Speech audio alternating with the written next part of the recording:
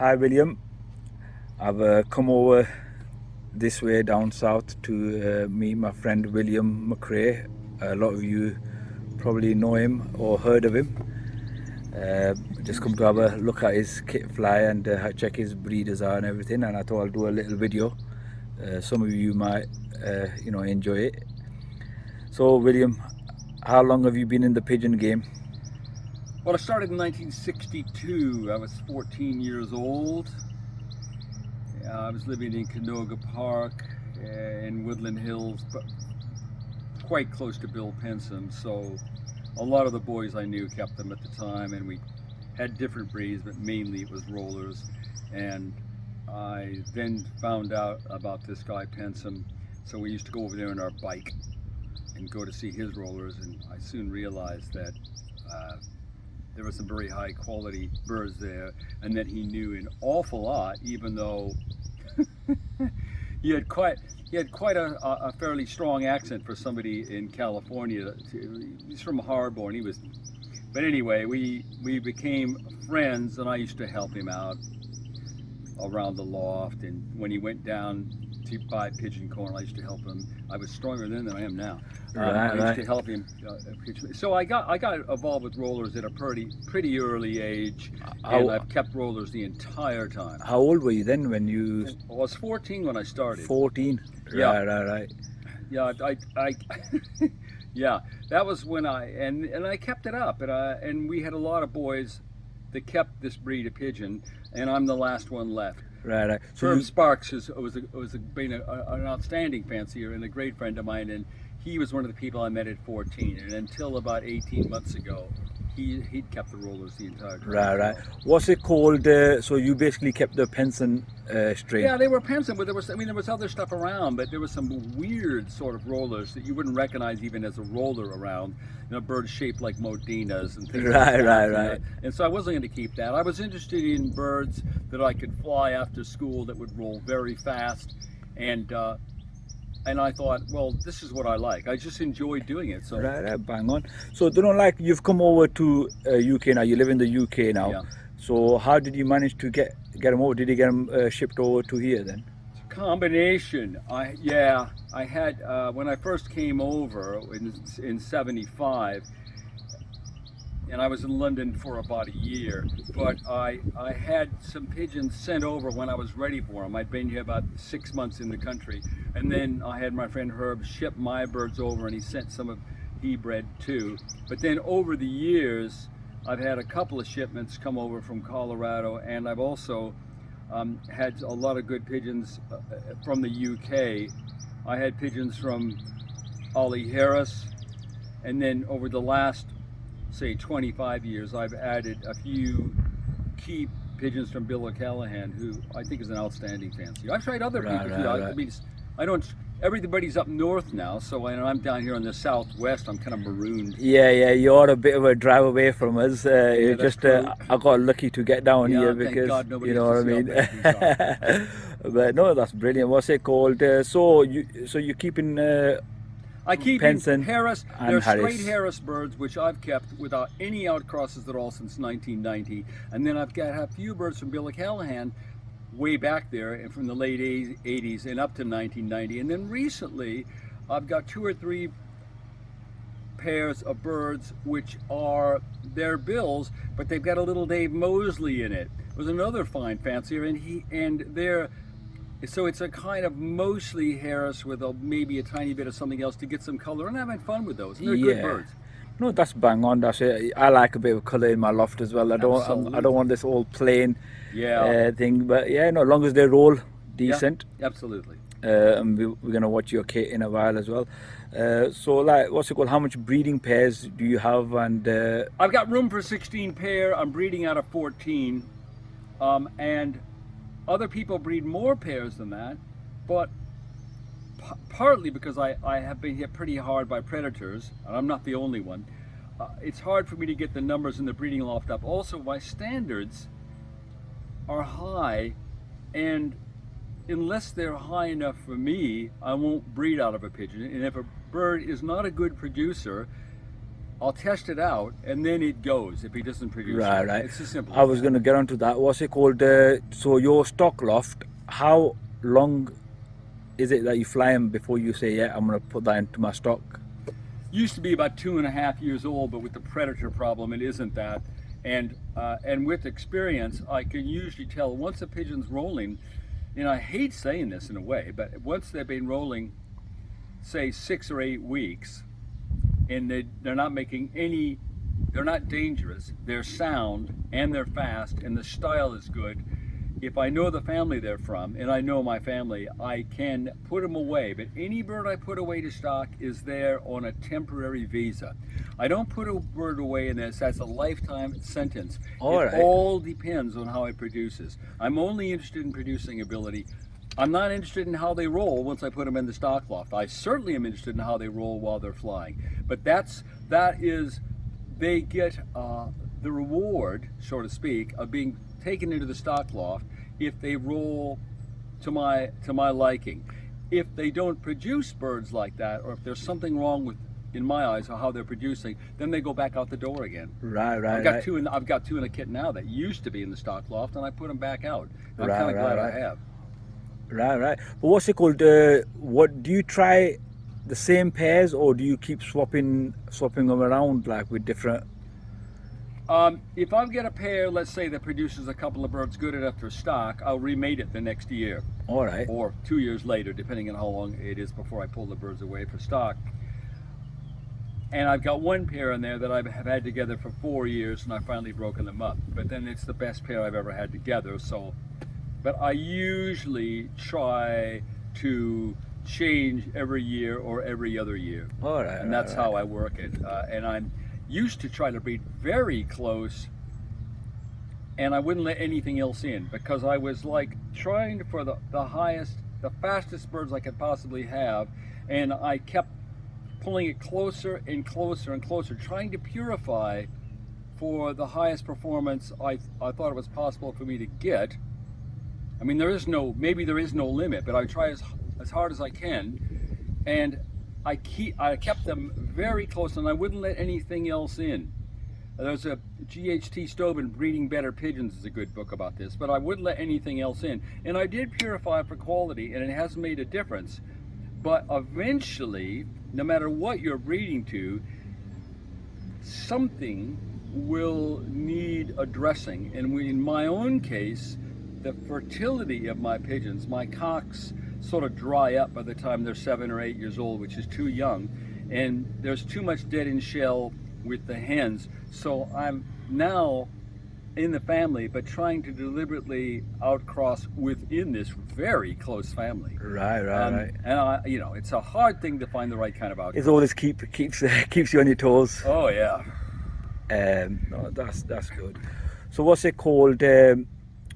Your family, like, you've been dealing with them for a long time. Yeah. Since you started? Well, the Chu family, yeah. I mean, I've had the family that I've kept since '62, which goes back to the Penson birds, which go back to birds that he sent over to America from 1936, and then the last shipment I think he sent over in 1950. And I have that family, which I've had since I was a kid, and then I've got the straight Harris birds, in which Penson had a few of those later, and so I've got those families simply because. Particularly when I lived up in the Cotswolds, and I used to spend a lot of time with Bill Barrett or Ollie Harris, and I used to go around the Midland flies and some of the All England flies. I found these were the most to my liking as far as fast birds. A lot of them are true rolling type. True rolling type is important, but no guarantee of anything. And so I find that I'm looking for a pigeon with lots of muscle, but light in hand. Yeah, I've noticed that when I was feeding the birds. They're all pretty light. Compact, not too big, alert, doesn't need much special handling, and they breed pretty much true to type, but there's always one pigeon that's better than another. I also think that people have, and it's up to everyone else to do as they wish, but I think that if you've got too many pigeons in your stock loft, raise your bar line. Right. No, I get you. I get Just that. say I get want that. higher quality. Some of those will go. Yeah, no, 100%. And sometimes, even if a pigeon is well bred and is a good performer, sometimes, unfortunately, it won't produce very well, and you have to say, "Oh, I'm sorry." I've heard that so many times. I know, it's disappointing. It is was only brilliant that in the easy. air. But I mean, there's all sorts of pitfalls you can fall into. You can start worshiping pedigrees. In a long time in America, they were looking for big heads and thick necks, and all sorts of monstrosities were coming out. And also, what people think is fast rolling. Sometimes it is, but you have to ask yourself, is it possible that they could roll faster? I think you've got to challenge yourself, and is it possible?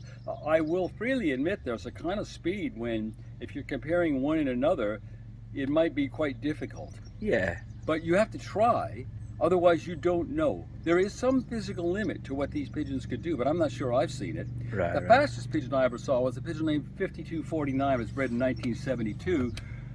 A close-up bred Pensum pigeon that is from one of my hens, and Herb Sparks bred this bird. 5249. Bill Barrett saw it, saw a daughter of it, a red hen, and he said it was the fastest roller he ever saw in his life. The mother to it was even faster, but the mother to it also was a roll down, so that didn't didn't really help. I've also seen a couple of pigeons that could roll up slightly. Right. They just stayed in one spot, and if the breeze I've actually seen someone like that while they're flying, it looks like they roll up and then they come down. Yeah.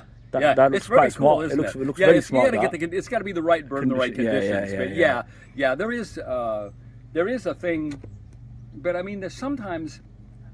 It's got to be, again, the right pigeon and the right conditions, but if you get the right performers, they do really just about disappear when they're rolling. And I wish I could say that every one of my pigeons was like that, and I cannot. But I'm working at it. You know, I don't know how long I'm going to last, but I keep working at it anyway. That's what it's all about. I mean, I had a lot of fun over here too. I mean, I'm down here in the middle of the Southwest, and there's nobody down here but me now, so I'm delusional. But when I lived up on the Cotswolds, I lived at Idbury and Little Barrington, and I used to spend a lot of time up there. And I have to say that I really enjoyed being part of the Midland Roller Pigeon Club. I like that a lot. And when I was up in Yorkshire, I was in South Yorkshire, I was with the Yorkshire performing roller club. I was up there, and I met some great friends up there, and I had a lot of fun, and I miss all that. I miss it a lot down here. No, definitely. Whenever you back up there, we can hook up and do a bit of a round around our side if we ever up Bill's Way. Well, thank you very much. Now offer me a cash incentive, and I'm on the way. No, I'm just joking. Yeah. What's it called? No, that's brilliant. Well, what's it called? So your pigeons, what's it called when you're flying them? What are you feeding them? That's this really interesting question, and I wish I could give you something profound. I feed them about 80-90% wheat, and the rest of it is a bit of Milo or dairy. I have used a little barley, because you asked earlier about that. I have used a little barley, but I don't use it now. It will certainly take the weight off them. If I've got young birds that are, say, 6, 8, 10 weeks old, I might throw them once or twice a week a little handful of breeding mix because they're still growing, but that's cut out pretty quick. Right. I throw them a little grit at the bottom, but I keep them on a. I don't think that's anything much different than anybody else is feeding. Actually. Yeah, it's just I've noticed that your bird, they're not like knocked back, they're not knocked down. No. They seem like they're in good shape and that. And have you ever tried knocking them down and seeing how they work? And yeah, I've done a little bit of the so-called yo-yo-y thing, and because there's no, I mean, I can fly in the All England down here, but there's nothing else I can fly in. The Southwest Roller Club is defunct, and so there's not much incentive, and I keep them more or less the same. With this yearling kit with a couple of old birds in it, they get flown 4 or 5 times a week, which I think is actually better than 7 times a week. 4 or 5 times a week works.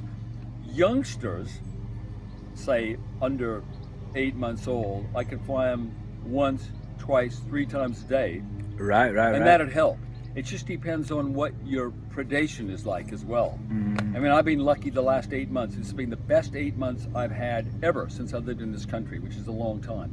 And I've always been ravaged by sparrowhawks or by peregrine falcons. But it could be avian flu, but I'm not seeing so many predators. Yeah. I have no idea. There's plenty of our way anyway. Yeah, good. I'll come up there then. Yeah, What's it it's called? awful. It's awful. And until we get a selective cull, anyway, I don't expect it's going to happen in the next, well, not for a while. Not for a while, yeah.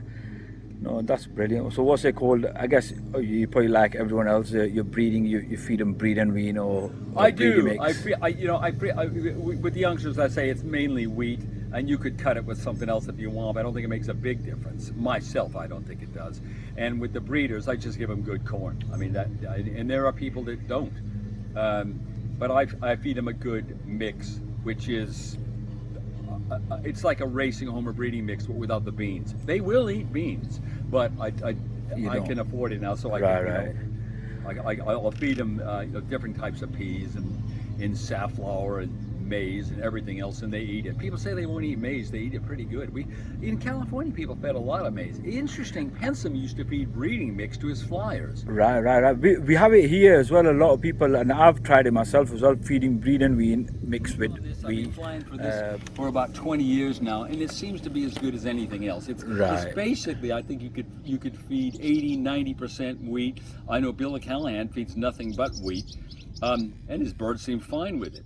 And I add them a little bit of extra, and I'm not quite sure why. To tell you the truth, I wish I could give you some profound scientific reason, but I don't. And so I feed a little bit of other stuff, a little bit. It's Bill Callahan says it's too much lift here, and it is true. I get a lot of lift here, but some days you don't get any. Right. And it's the same food. Yeah, a lot of people say that it's old. Sometimes it depends on the area that you're living in. I think George Mason says that he's got a downwind. He's got a downwind, and he says about everything. Goes it's all about where you live. I think it has a lot to do with it. I'd say so as well. Like sometimes certain areas, if it's Yeah, I remember the first time George came down and see me when I was living on the Oxfordshire-Gloucestershire border, and it was about an 80-mile-an-hour wind and driving rain. And he said, God, they stay down pretty low and they fly down the road, don't they? I go, yeah, they will in this, but it does depend. The weather has the last word. Really. Right. Yeah. I get you. Yeah. So how many, I know you've not been in competition recently, no. but what's it called? How much are you breeding in a year? Well, I mean, I usually try to breed 100 birds a year. Right. Last year, I think I bred 107. And that takes into account predation and culling out birds that aren't up to it. And I do have losses. So if I breed 100 and I lose, say, 25 or 30, various types of flyaways, some are encouraged, shall I say, by say, peregrines, but I'll lose 25 or 30. I do have some birds, and these Harrisburgs are not very, they're inclined to want to fly too high. They're very physical pigeons. They fly high with ease, no trouble. They don't carry much weight, and they're very strong. Well, that gets them into, they can get up high in no time, and they can, if the right thermals or something comes up, they can be swept down the road. If there's and so I do lose some, and then I'll probably breed, I don't know, somewhere between 5 and 9 at the outside. I wouldn't think any more than that ever. Roll downs, or birds that might as well be roll downs because they're unruly and unsound. I'll breed about that many, and then I'm going to breed 5%, 6% of birds that don't cut it because they're constitutionally not good livestock. They're weak, always falling behind. You were showing me one in the loft earlier, weren't you? Looking sallow cheek. I was feeling sorry for you. I thought, what I mean? The whole thing. It's like that. Yeah. The other thing that helps when I'm training my birds is to play drums. No, it doesn't. I am a drum player, but that has nothing to do with it. One thing I've not seen in your loft is fantails, some droppers and that. I'm quickly coming on to that. No, I used to have fantails when I was a kid, but that's another story. I used to breed a few fantails. That was just for fun. I had Indian fantails. I had helmets, had Berlin short-faced tumblers. You know, I had some Norwich croppers. They were kind of fun when they sail around. Right, You know, I had a right. few of those kind of things around. I also had these Wolverhampton tumblers because I thought, well, if I fly a kit of these, it will keep the birds down low. All right. But what it did is it took the Wolverhampton tumblers up high. So I thought that was the end of that. I also found that if you take a Wolverhampton tumbler about a quarter of a mile away, it won't find its way home. Oh, right. Yeah, they're hopeless. Yeah, yeah. I had some Dunnocks for a while. They didn't do anything. They just flew around and pooped a lot. Right. Get you. I know I'm taking you right off subject here. I know. I don't know where I'm going next now. Right. We're gonna go and have a look at your loft, and I'll take some pictures of your breeders and show the lads. I can fly. You know, I can fly some more rough tumblers. Then we're gonna fly some of your Rough tumblers. rough tumblers, spinners. Yeah, that's what Ollie used to say. We'll go fly some. It's interesting because when I went down there the first time, and not everybody can believe this, but it was true. He was flying 8 kits down in Devon. He had 8 kits of rollers, which he flew 3 times a day. Right. So he spent a lot of time out there. He must have been retired. Oh, very much. He must But have he used been. to have this allotment out there with vegetables and all sorts of things. And he'd look up and look. And, you know, and I said, well, how do you manage your day? He says, well, I get up and I knock a kid up and it pretty much goes on until I go to bed. Yeah. No, I would love to fly 8 kits, but it's Yeah, so would I, unfortunately, but but what's it yeah. called? I've noticed in your loft you've not got many kits. You've really cut it right back, haven't That's you? right. But I'm breeding like a mad thing now. That's it. You've started now Yeah. again. Oh yeah. They're going through. I mean, I'm going to have. If you came back here in 3 months, there'll be all those kit boxes will be filled up. Right, no problem. Let's go and have a look at your kit box.